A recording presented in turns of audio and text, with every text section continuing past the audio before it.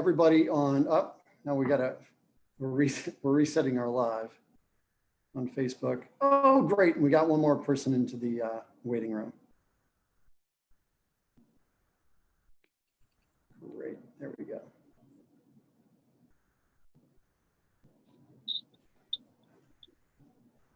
Oh, and Greg made it last minute. Oh, I'm glad we waited then.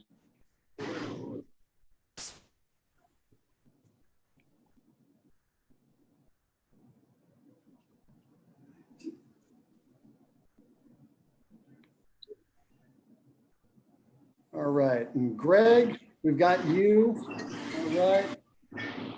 I think everybody is muted. There we go. All right, well, we're live on Facebook, so thank you everybody for your patience as we got another couple of people in the waiting room. That's great. We've got one more person to mute. There we go. So I'm Ben Pogue. Welcome to our Restorative Justice Forum. This is our second Restorative Justice Forum where we're really focusing on race and justice. It's just a huge topic. And what we're focusing on this evening is beyond criminal justice, because a lot of times when folks think of justice, they only think of the criminal justice part, but there's so much more to it. And when we use the term criminal justice, a lot of times we're placing a label that's not always appropriate. So just a little bit of background who I am. I'm Ben Pogue. I'm an attorney in Charleston.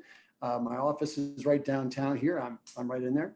I'm running for the Ninth Circuit Solicitor. Solicitor is just like district attorney almost everywhere else except for in South Carolina. It's the person who's in charge of criminal justice policy on a local level. And what we want to do is have that person be in charge of justice policy. And there's so much more to it, as we're going to talk about later on this evening. This is a forum that is about frank discussions, honest discussions, and sometimes those can be uncomfortable. So we want to make sure that we have safe spaces for everyone. We've got great panelists this evening. I'll talk about them in just a little bit. And our format is generally that we'll have our discussion with our panelists, and then around 7:35 to 7:37, we'll go ahead and break out into sessions. Our Facebook Live audience will still see me and another member of our participant team who's going to be a panelist in 2 weeks, and that's Lester Young. We're excited to talk to him. And then in the breakout rooms, which are private, just on our Zoom call, our participants will be focusing on a couple of questions. And when they get out of the breakout rooms, when our Facebook Live audience is done hearing from Lester and I, then we'll talk about some of the ideas and some of the conversation in those breakout rooms.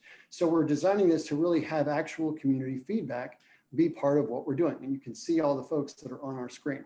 We're going to switch over to a speaker view a little bit so that you can sort of see who's talking. And right now, that's me for the most part, at least until I get done introducing myself. Just a little bit more about my background. I'm a trial attorney. I'm a member of the South Carolina House of Delegates. I'm on the board of the Trident Literacy Association and on the board of East Cooper Faith Network. I work with North Charleston RECAP. RECAP stands for Rebuilding Every Community Around Peace. And that's it's a community policing organization that works in conjunction with the North Charleston Police Department to promote peace and promote better relationships between our law enforcement community in North Charleston and actual community members, regular folks in the street. And we do that in a number of different ways, but really by being in the community. And we've got great leadership over in the North Charleston Police Department with Reggie Burgess. He's a great partner. Our topic this evening, as I mentioned, is race and justice beyond criminal justice. And we've got two phenomenal panelists who are going to help us understand what that means and give us their background and their perspective. A lot of what we're doing in our campaign and what we hope to do in the solicitor's office is add the living experiences of many people from diverse backgrounds. So first off is my friend, AJ Davis. AJ is the director of, I'm gonna read a little bit so I make sure I get it all right. There's a long resume. They're the director of strategy and program management for Community Solutions Consulting, LLC. He's also a Burke High School educator. He's involved with Tri-County Cradle to Career. He has a master's from Springfield College in organizational management and leadership. And our other panelist this evening is Dr. Grant Gilmore, a longtime friend of mine from the College of Charleston. He's the director of the Historic Preservation and Community Planning BA program and of the Community Planning and Policy and Design Master's program at the College of Charleston, involved with the International African American Museum. And he went to my alma mater for his master's at the College of William & Mary and studied at the University College of London for his doctoral. Gentlemen, welcome. Thank you so much for being here and being part of this discussion. And I'm also, I gotta put a plug in there, a little bit of a plug for the campaign. And that is that these two panelists also happen to be members of our community action team, which we launched the other day, and which we're really proud to have. Our community action team is really charged with doing two things that are wrapped up in 4 words: reduce crime and increase justice. And that's also part of what we're discussing this evening. So, gentlemen, to start things out, this is a big, broad question. But it really is all about justice tonight, race and justice. So AJ, why don't we start with you? Beyond criminal justice, what is justice to you? What does that really mean? It's a powerful question, and it's something that I think I equate equity, fairness. I think it's being able to help redress wrongs as we deem them in our society. I think that justice to me also means repairing, the damage done to, individuals or whatnot in those wrongs. And it's all those things in one. Unfortunately, and I've discussed this with you, I think that the term criminal justice tends to be an oxymoron, because oftentimes we unfairly label individuals criminal, and oftentimes they often do not receive justice. So I think that from my perspective, I'd like to see us change the wording in that. And I think that when I look at justice, especially in these times right now, I hope to see authentic integrity in the decisions that affect people's lives. So, I know it may seem like a very convoluted answer, but in these times, I try to be very thoughtful in what it is that I'm choosing to say when I use that term justice. Yeah, and it's so much more than just justice here or there, but really interesting that you bring up repair. Because we've got a lot of harm, and that's part of inequity and disparities that we've got too. And part of what our community action team is trying to do is to relieve some of those disparities. And Grant, your expertise in a lot of different areas in planning also speaks to the many disparities and the spectrum of those disparities. How do those kinds of inequities work their way into justice and how we all think of it? Right. Yes. Specifically, I work with urban design and how our built environment and the getting people in between the built and amongst the built environment in a reasonable fashion. Justice is like just is something just. Do we live in a just world? Justice, I think, is the framework upon which we in our country are supposed to pursue life, liberty, and happiness. And if there is no justice, then we don't have the framework to pursue those things. And in my area, for 100 years now that we've had mass transit in the automobile, virtually every decision that's made by towns and cities, urban planners, urban designers, highway designers, has been to remove the ability for some portions of our population to have access to life, liberty, and the pursuit of happiness. whether that's redlining or whether that's putting a superhighway through the middle of an African-American neighborhood, and press repeat over 200 major cities across our country, literally on purpose, gutting the core of our cityscapes. And I can go on and on with examples. One-way roads through our cities, purposefully put there to guide the automobile through neighborhoods that were deemed problematic, and in one way or another, and so that people could quickly move through those places instead of having two-way traffic and foot traffic and sidewalks and the rest of it.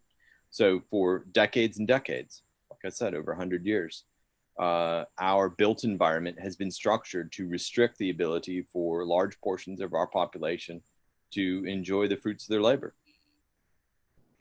A couple of key words that you mentioned there, and I saw AJ smile when you talk about the one-way neighborhoods. AJ, your expertise is really in education, although it's so much more than that. But the three words that struck me that Grant was saying: remove, access, and restrict. And all those together, talk to us a little bit about the educational perspective and how maybe that overlaps with things like transportation and other things, where we have metaphorical and physical one-way roads that restrict us. Again, I'm smiling because Dr. Gilmore is talking the language that I'm having to learn now, working on a contract with the city of Charleston, doing their comprehensive plan update, and they're planning for the next 10 years. And I am learning exactly what he's talking about, how urban planning and design oftentimes shapes the landscape of race and race relations and access and affordability. Which neighborhoods will have the built-in roads, the sidewalk and transportation infrastructure, things of that nature. Education kind of shares some of the same things. Right now in Charleston County, there's a lot of discussion surrounding education reform. A lot of these things are packaged as improvements designed to help close the achievement gap. Unfortunately, unfortunately, these efforts, in my opinion, are oftentimes used to mask the reality that the people making them are oftentimes the culprits for the gap in the first place. We use terminology such as standardized testing, test scores, language that oftentimes is foreign to parents and guardians, but is very well known in certain circles for most people who have been following education for any extended amount of time. They know that standardized testing. What kind of words? What are we talking about? What are the things that lay people who don't know enough about this, what are the terms we need to keep our ears a little bit more attuned to? What is that language? Things like Lexile and percentile scores, things like SAT, ACT percentage, at grade level, things of that nature, which do have merit. Let me say this: these are assessment tools that we use, but it's why we use those tools in the first place that oftentimes is the problem. Education, in my opinion, is the laboratory where we breed inequity. Inequality starts in many classrooms. Students are taught almost from the time that they enter the public school system that they're different, and they're different based on someone's oftentimes arbitrary determination of their academic and intellectual abilities and capacity. What exacerbates that oftentimes is socioeconomics. As Dr. Gilmore said, if you're a kid who lives in a less than desirable neighborhood, more often than not, you have a one-way road as it relates to education.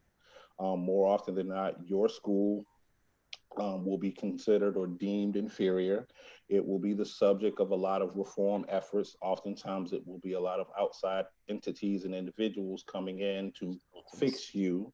You'll have numerous organizations who will spend considerable amounts of time coming in, providing programming. You may also be the subject of many research studies, all of that, but very little time and energy will be put into actually empowering you, empowering the community in which you live, empowering the parents and guardians who also live in that community to work together and in tandem to fix those issues. So in essence, you become the petri dish for the very problems that folks say they want to fix.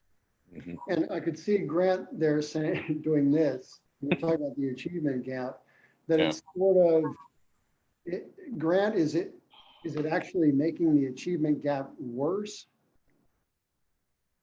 Absolutely. Yeah. The challenges that we face in our school systems are a symptom of the built environment. Wait, okay, let me stop you right there, because that's a really important thing that before I started getting into really diving deeply into this, I didn't understand. But so when you talk about the built environment, we have racial bias and socioeconomic bias in creating the built environment? Correct. Is that what we're Absolutely. Ingrained completely in our country. And how are we missing that? What Because are we missing? Because some parts of our society don't ever visit these other parts of our society. Okay. They never set foot there. They never walk. They never ride a bus. They never attempt to ride a bus. If 50% of our population in South Carolina set foot on a bus, then CARTA would be made, and they would experience the challenges that CARTA faces. CARTA doesn't want to be the way they are, Charleston Area Transportation Authority, and we're making great improvements despite that. And if people can get to work efficiently, then you're going to have economic growth. If people can have a decent access to good housing, then you're going to have great economic and social success.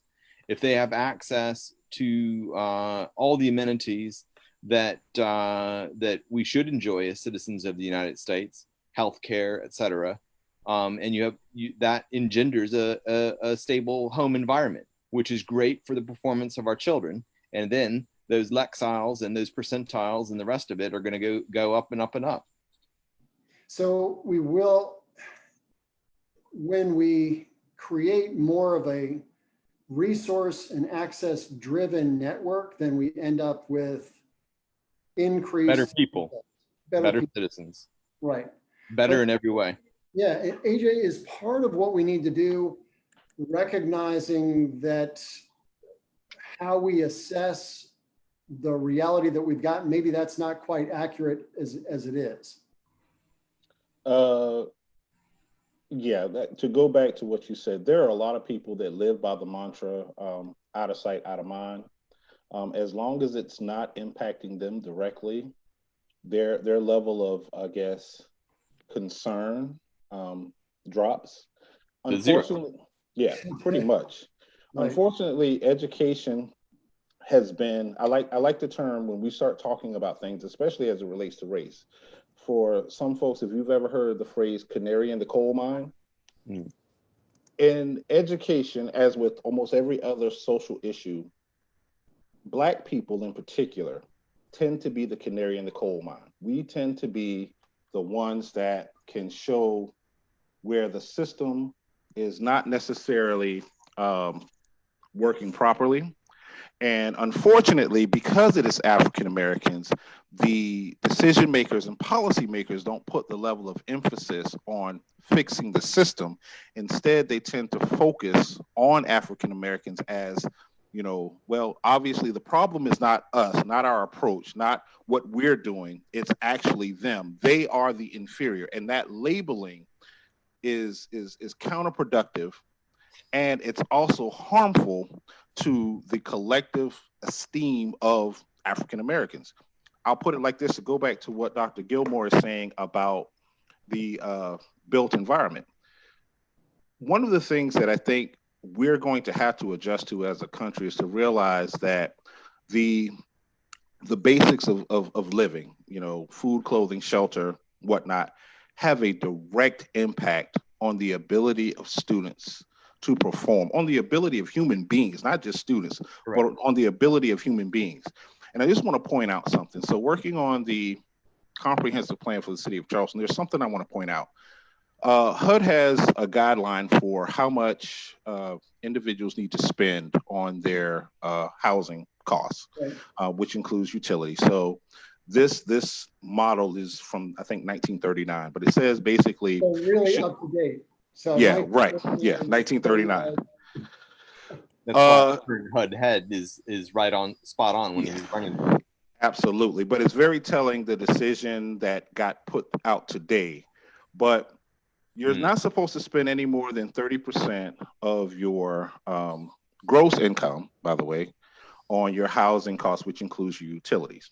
Well, in the city of Charleston, in their latest housing study that was released last year, they talked about the number of homeowners, and they have this term they call cost burden. So cost burden includes the cost of your housing, mortgage or rent, and any transportation costs that you have associated with that, right?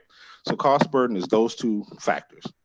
And they said in this report from, I think it's 2006 to 2016, a 10-year period, on average, Charleston, well, homeowners in the Charleston area are spending about 43 to 48%. Their cost burden by 43 to 48%, right?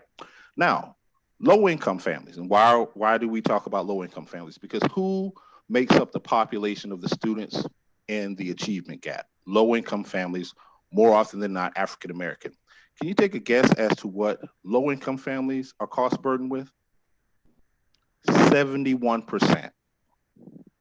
Just to have a house. 71%.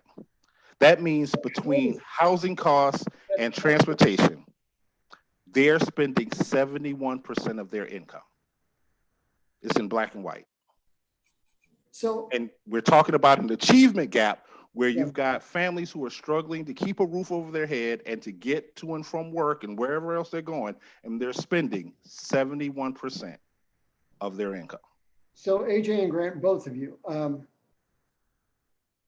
what does that look like in reality for a family that is going through this? And we talk to folks when we're on our recap walks, and the parent is coming back, they're on hourly wages, they're coming back from work at 10 o'clock at night when we're finishing up their walks. What does it look like practically for families trying to struggle through this? Bus isn't running, bus broke down, they're walking home. $30 Uber. $30 Uber. A child had to make 3 of the meals that day. No one was home to help with homework or even ask how their day went. Never see the parents. So no emotional support. We're in this strange time in coronavirus where we have things that are not the norm, and we see how upsetting this is. Just a little bit of a change. People are walking; they can see things now. Right. So one of the things we frequently see on our walks, and AJ, you know, we walk through Core Cherokee. We see people late at night working on their cars. So how on earth does somebody who has the resources stretched that thin, how does somebody handle any kind of setback? What does that look like in their life? What you see, the hidden face of poverty and homelessness. It's the things that pre-COVID we were able to ignore because we were able to go have our parties, go to our events, go to our galas, go to our bars, have happy hour, do all the things that took us away from recognizing what has been sitting in front of us for years.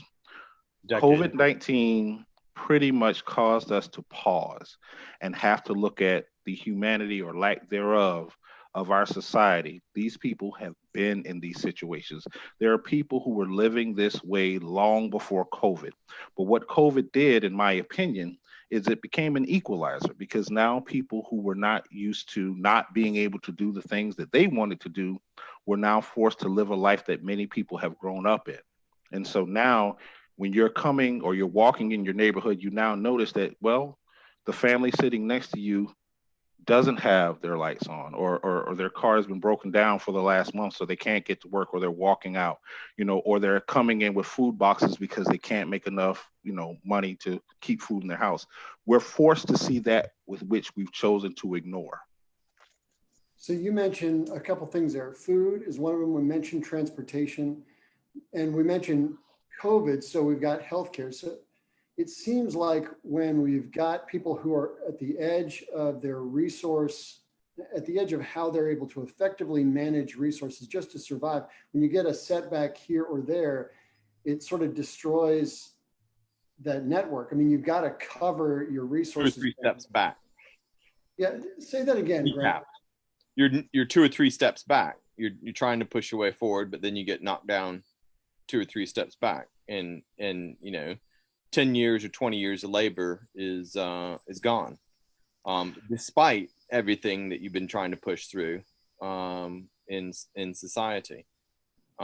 Before I forget this, I'll say this. So 71% of African American or low income families' income is dedicated to housing and transportation. A measure of our success is reducing that down to the same level as everybody else. That means we have success. So if all of these things are resolved, you're not going to have a job, Ben. Yeah, that's okay. Our job, I guess our goal is to put you out of business. Put this solicitor out of business. No one in jail. That's what progressive prosecutors are talking about all over the country. Is if we're doing our job right, we'll need to be paid less, and we'll need to have fewer of us with a lower tax burden for the average family, with less crime, with less prisons, with more economic wealth. And that's what we're trying to do. It does kick somebody out of a job, but there are other jobs to do, right? People don't go do things against the law because it's easy. They do things because there's nothing else left. They have nothing to lose. And there's and our society has created this. And AJ, you see this as an educator also, and we see it with younger people, which is one of the reasons our community action team tries to tie all these different networks together, healthcare, transportation, but also we've got a mentoring piece in there. So young people, you talk about a canary in the coal mine, you see when somebody's life is starting to derail, when kids are stressed, what does that look like when you are seeing kids that start to be so starved of their resources that they're starting to get out of options, psychologically or practically? So, I want to first say, I work at Burke High School, so I'm the auditorium manager there. There are countless teachers. I taught for a while, some years ago, but there are countless teachers who deal with this on a regular basis. And I think something that needs to be said, and I said it earlier, is that unfortunately we start the process of the problems that we see. Most of the time, children don't know they're poor until somebody tells them.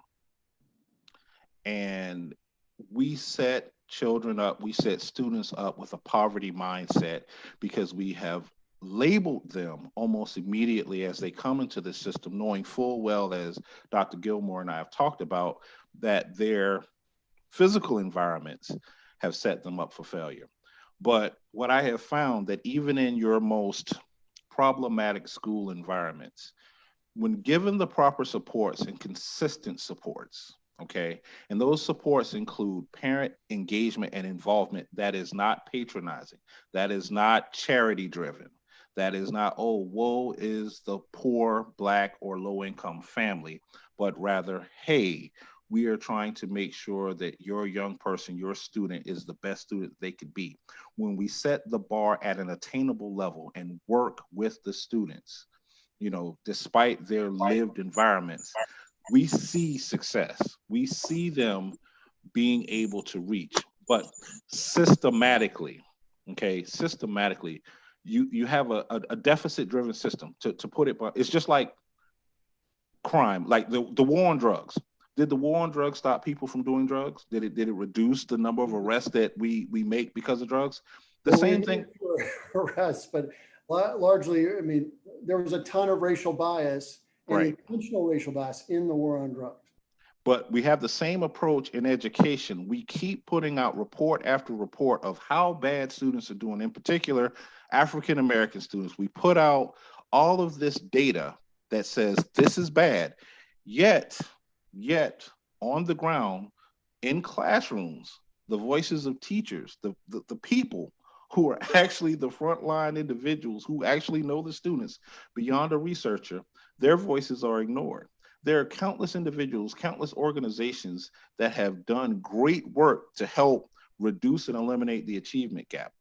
But it's more profitable. It's more profitable for, in many cases, many school districts, many organizations and groups to give the appearance of concern, to give the appearance of working on the issue, because year after year, there are millions and millions of dollars that are at stake to quote unquote come in and fix a problem that was created on purpose.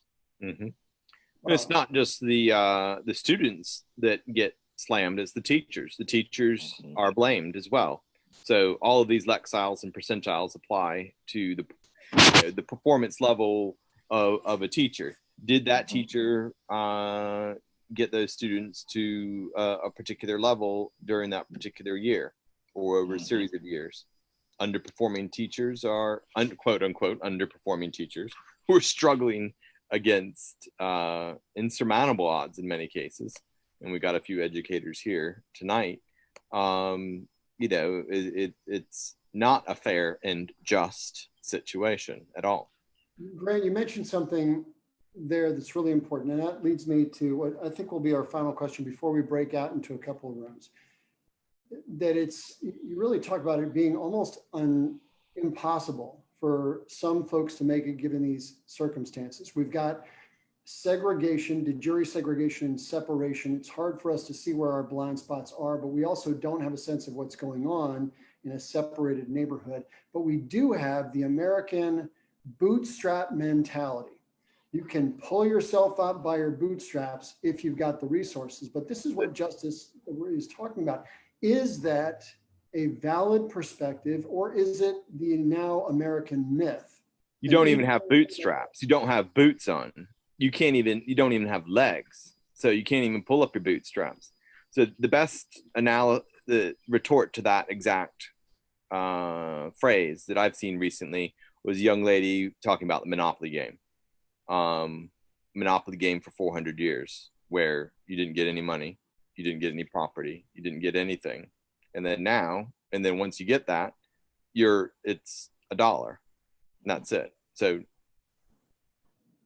it's enshrined, private property is enshrined in our Constitution, and for the vast percentage of our existence as a country, a huge percentage of our population did not have access to that private property protected by the Constitution. AJ, what is the effect of the myth what is the effect on people of the bootstrap myth? Does that actually set us back? I mean, that's a real concern. If you believe that if America is telling you you can succeed, but then doesn't provide you with any of the resources, or when it comes to African-American history, strips access to resources, what does that do to somebody when they're faced with this myth that's unattainable? For a lot of us, and I can't speak because African Americans are definitely not a monolith, but right. I think by and large, most of us have a collective eye roll, teeth sucking, because for most of us, we understand that our history in this country, we were brought here as property. We were property. We were a means of commerce to build the economic infrastructure that America has. And even when we were allegedly freed, we were still denied the freedom to engage in developing our own economic infrastructures. And each time we gained some ground, they were destroyed. Of course, most people know about Tulsa, Oklahoma, Greenwood, Oklahoma, but you also had situations in Wilmington, North Carolina, Birmingham, Alabama. Each time African Americans made inroads into building their own economic capacity, the larger majority then took offense and destroyed it. Even now in 2020, when you look at the average net worth of African Americans versus white Americans are 10 times higher. And so to hear the quote unquote bootstrap conversation is both insulting and infuriating, because for the most part, African Americans have worked hard and got the least in this country. Only one other group, I would say, being the indigenous peoples of this land, have had it worse. And so it's always funny to hear people who have had a 400-year head start tell us, why haven't we finished the race? Wow, that's an incredible perspective. And it leads us to the two questions that we're going to have in our breakout session. Thank you both for this. And AJ and Grant, I'm going to ask you guys to lead your own breakout rooms. And my friend Abe Jenkins is on here as well. And Abe, I'm going to put you in another breakout room. And if you could lead the discussion in your room also. For our Facebook Live audiences, as our participants are put in the breakout rooms, you'll still be able to see me and our guest for 2 weeks from now, which is Lester Young.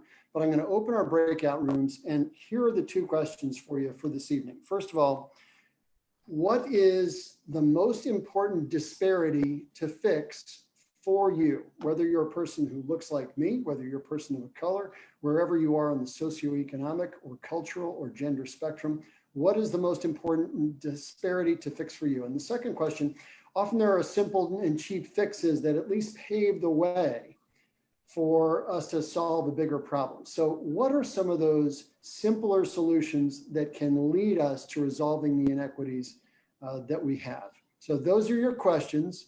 I'm putting you all into the breakout rooms. You'll have a little invite on your screen. And for our Facebook Live crowd, you can just log on there and accept the invitation. For our Facebook Live crowd, you'll see people going away here, and you'll see Lester and I left. If I can find Lester, did I lose Lester? Oh no, Lester, there you are. Great, I'm gonna ask you to unmute as everybody else goes into their rooms. And for folks on Facebook Live, the reason that Lester is here, because in 2 weeks, what we're gonna be talking about is the experience that individuals, real people, persons have when they go through our carceral system, when they go through prison, when they go through reentry, the challenges that they face and what that experience is like. So Lester, if you could introduce yourself briefly to our audience and tell us some of the things that you're working on, really important work. Cool. First, Ben, I thank you for this invite. Your guests, Facebook audience, I appreciate you guys for tuning in. Man, it's been a really good conversation just sitting back for the last 30 minutes listening to the guys talk about the whole topic of justice. Thank you for putting together something like this. But just a little bit about me. My name is Lester Young. I am a formerly incarcerated person who served a total of 22 years and 5 months inside of South Carolina prison system. And I've been released now for a total of 6 years. And you know, when most people, when they return home from prison, while they're incarcerated, you have these ideas and all of these things that you hear about what life is going to be like on the outside after you get out of prison. Like it's going to be a great, you know, you're going to run back into the community and everything is going to be good. You can repair your life. But no, that to me was a false belief system that was taught and cheered and we heard and we entertained for a long time inside of prison.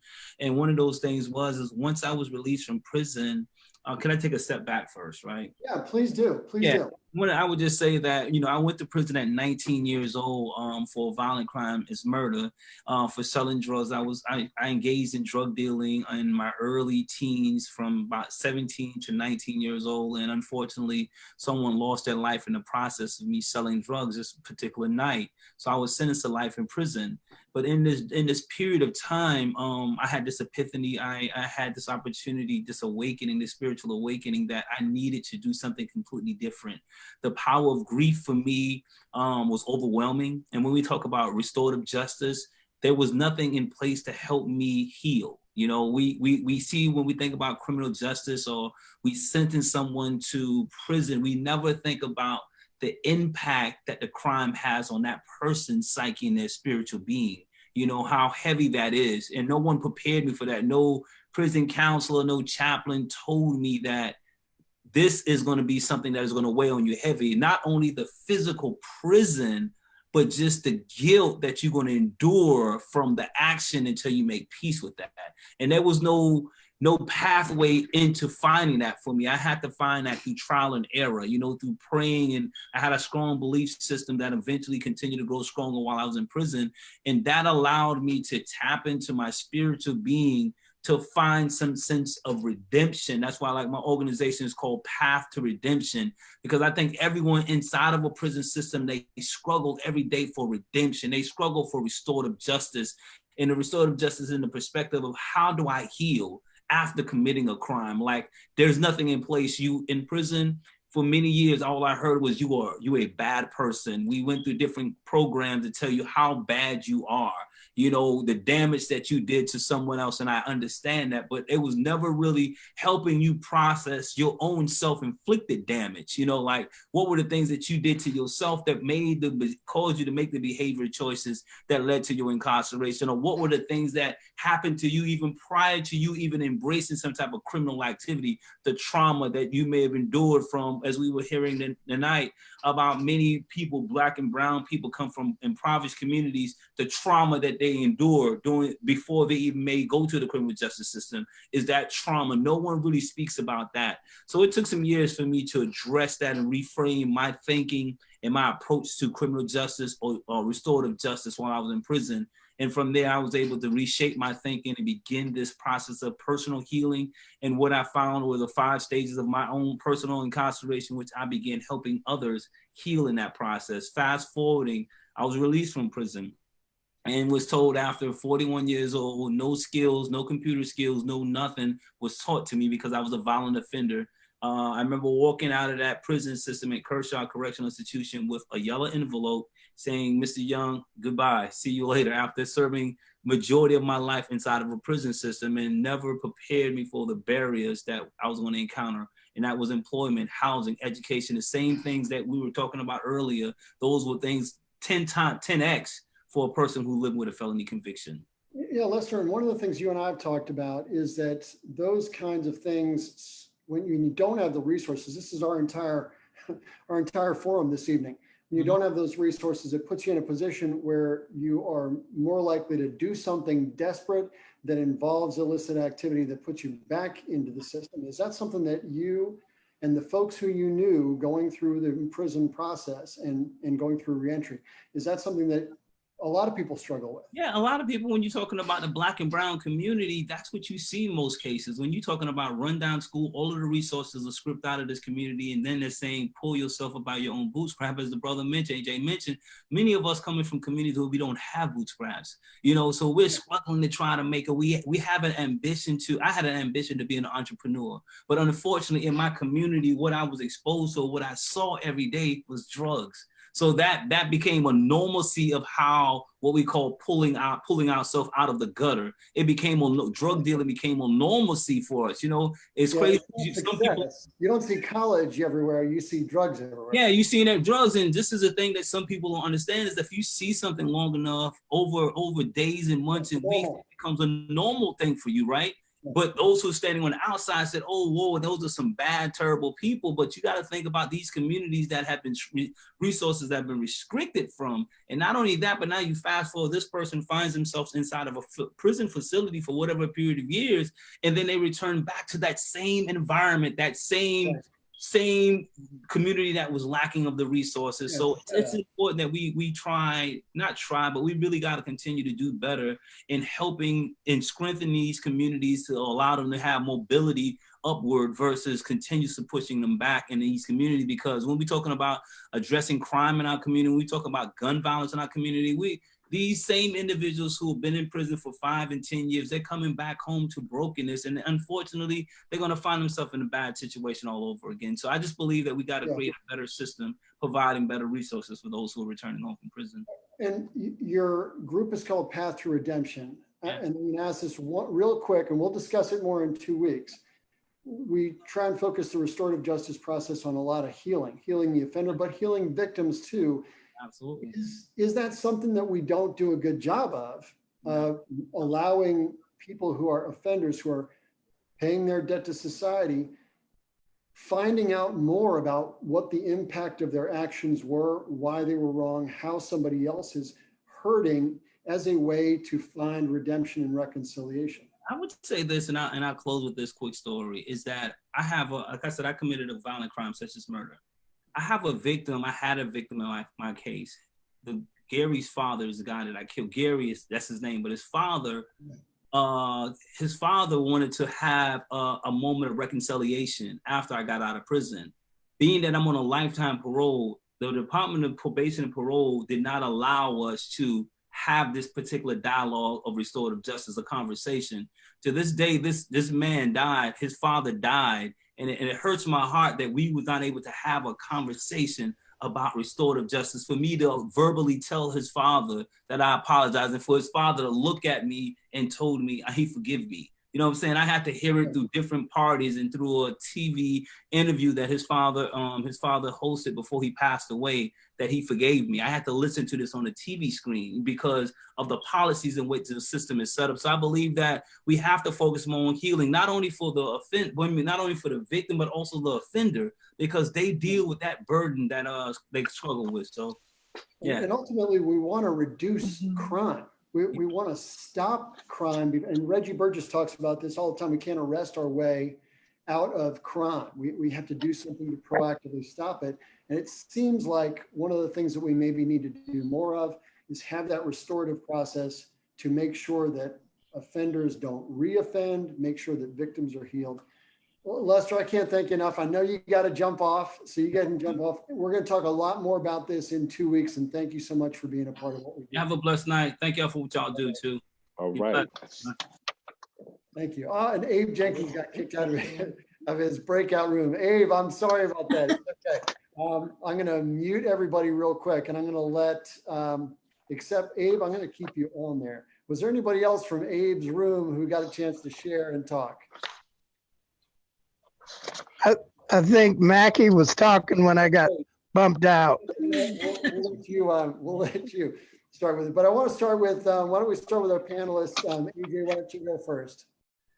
So very, very robust conversation. The topics we basically did the first question: what is the most important disparity to fix? So education, or the lack of investment in education, was one of the discussions. The housing situation, the fact that we are approaching the expiration of the CARES Act, and some of the same people we spoke about earlier, the vulnerable populations, those people will be left out of options. We also talked about the educational foundation that we provide for our kids, as well as the trajectory that we put them on. There's a lot of focus on sending our kids to four-year liberal arts colleges. And while there's nothing wrong with aspiring for that, we have to realize that diversity and choice is something that we need to look at, especially with our most vulnerable populations. Whereas if you struggled, during your academic, career in your elementary and secondary, levels, then going to a four-year college, it sounds good on a sheet for your guidance counselor or whatever, but it doesn't necessarily bode well for you as an individual that's trying to make their way into an already difficult world. And I think the overall thing is that if we can fix those disparities, if we can begin to address, how people start out, how they are prepared to intellectually develop their own lives, and how they're prepared to address the obstacles that they may be faced with, then that can help stop some of the things that we see, especially as it relates to crime and the other disparities. That's what we got in our group. Fantastic. Thank you for the work in there. That's really interesting. And one of the things that DJ Polite talked about 2 weeks ago in our first Race and Justice Forum was that education investment is great, but you don't see great returns on reducing crime unless you combine it with other things. So Grant, what were some of the things that you guys discussed in terms of disparities, so we can start looking at how we change the entire landscape? Yeah, education again was one thing that was brought up, and that access to a decent education is extremely challenging, and where money is invested. And of course, the charter school issue came up, that is structurally in our society, the wealthy trying to generate more wealth on the backs of the average person. And then that the challenges that smaller communities face now, especially in Charleston County, with the skyrocketing prices and value in real estate. Mount Pleasant is almost built out, and so communities are being directly impacted by rapid growth without the commensurate infrastructure improvements. And then those people that are building these big areas of development don't want the infrastructure built in their backyards when they're the ones that are causing the problems with traffic, et cetera. So you mentioned traffic. You are on our community action team. You're our point person for transportation. So it sounds sort of like if we want to improve education, we also need to have a transportation element of that. Correct. Yeah. Ask you to piggyback with the second question. What are some things we can start doing to move in the right direction to turn this ship? For some period of time, have free access to regular mass transit. Done. For 5 or 10 years, if a bus came, so I cycle to work, right? We have one car. I spend 50% of my income where I live on my house. Why? Because there's an elementary school here, as a college that I want my children to go to, and a middle school here that I wanted. So as a college professor with 14, 15, however many years I was in school, sometimes I feel like I'm barely making it too. We're very, very blessed to have the house that we have, but I cycle to work so we have one car so that we can afford this place. So if I could ride a decent bus that didn't come every hour and a half, then things would be a lot better. And so that's just my life, and I'm privileged as hell. Yeah, right. Exactly. So there are some of these simple solutions. They're not always easy, but at least they're simple. Mackie Moore, what did you guys discuss in your room, and to one or both questions, what were your answers? Well, we discussed education as well, and Abe, is that Abe? Yep, Abe Jenkins. Actually, Abe touched on some points that I found absolutely fascinating and had never thought of. So it was a real learning experience for me. I found it really fascinating when he was talking about growing up and being one of the only Black kids in his class, and learning about history and the history of Black people in Africa and African cultures aren't really addressed as much in history books. It starts when they come over on the slave ship. And so there's no discussion about the larger picture before slavery, when people of color were queens and kings. And I found it also really interesting. He was talking about, the Middle East and how that's North Africa. But growing up, he didn't even ever realize the correlation, and that Africa was made to sound like,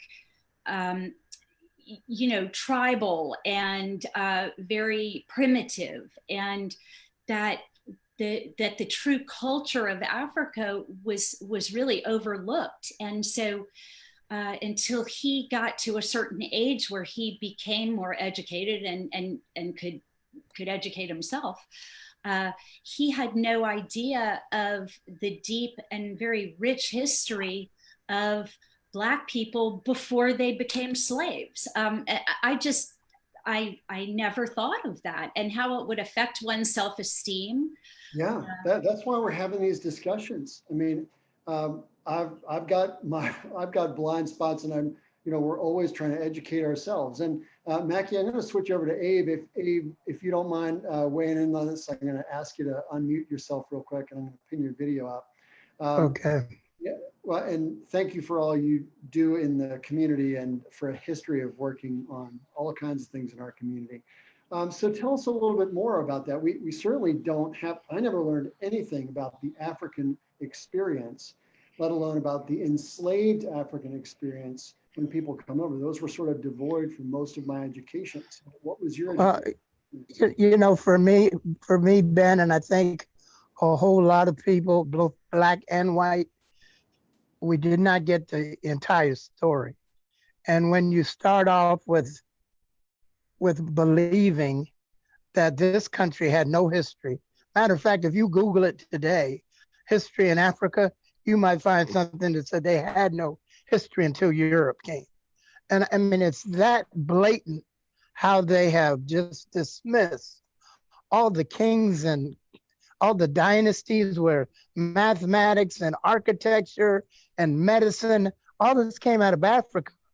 And the Greeks would go to Africa to learn all your philosophers, Plato and Socrates. And I mean, that was the cradle.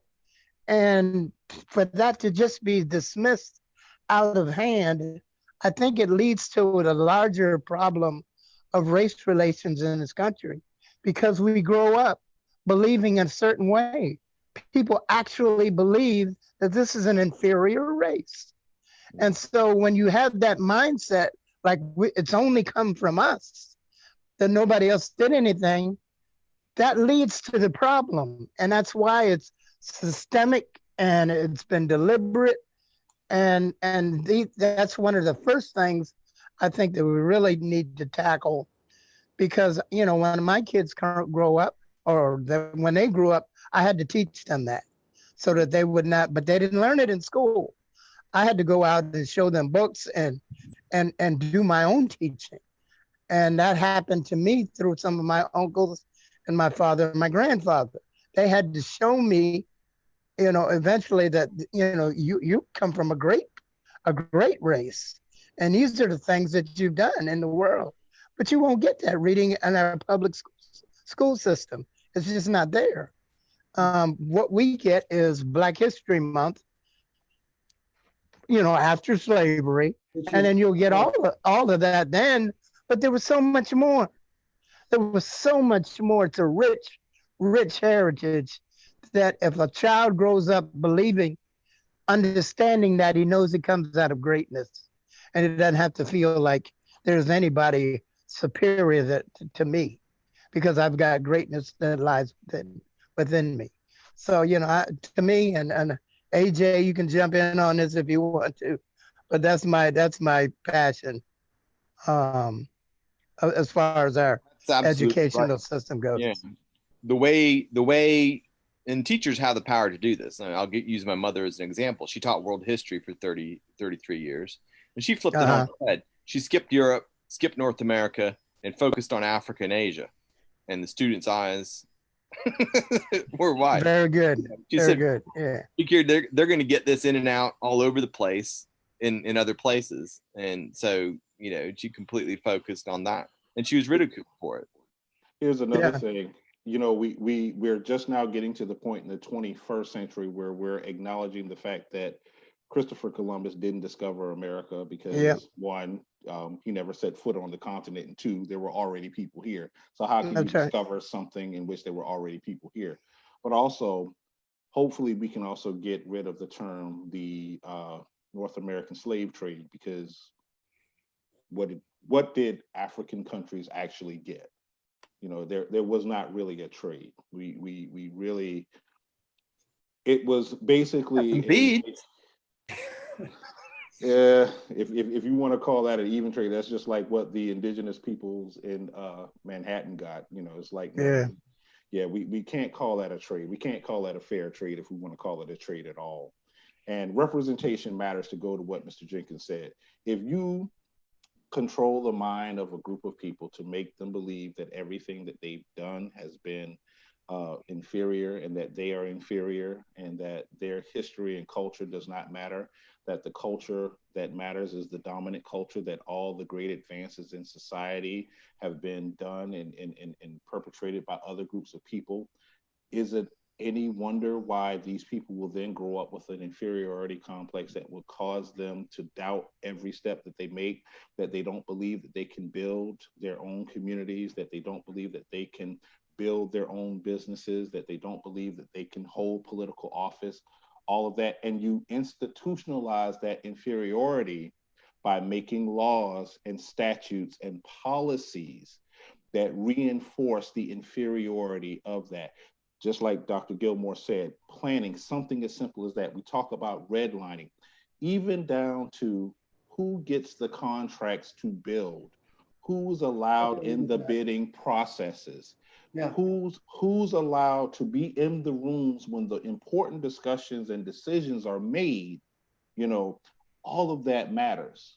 And so unfortunately, again, education has become our petri dish of inequity and inequality. And until we change that, we will continue to have the situations that we have. AJ Davis, I'm going to let that be the last word. We're out of time this evening, but thank you guys so much. And it sounds like that last word is really what encompasses the entire discussion. If you have that lack of education, lack of perspective on the front side, how do we know what is fair and what is just? And justice is what we're going after. So thank you, everybody, for joining us this week. Next 2 weeks from now, that's August 12th, please join us again on our Restorative Justice Forum series. Our title is Prison, Reentry, and Prevention. We'll get a lot more of Lester Young, and we'll have a richer discussion there. Thank you so much, everybody, and we look forward to seeing you on the campaign trail. Our community action team looks forward to interacting with you, and we'll see you on Facebook Live in 2 weeks. Take care, everybody. Thanks, Ben.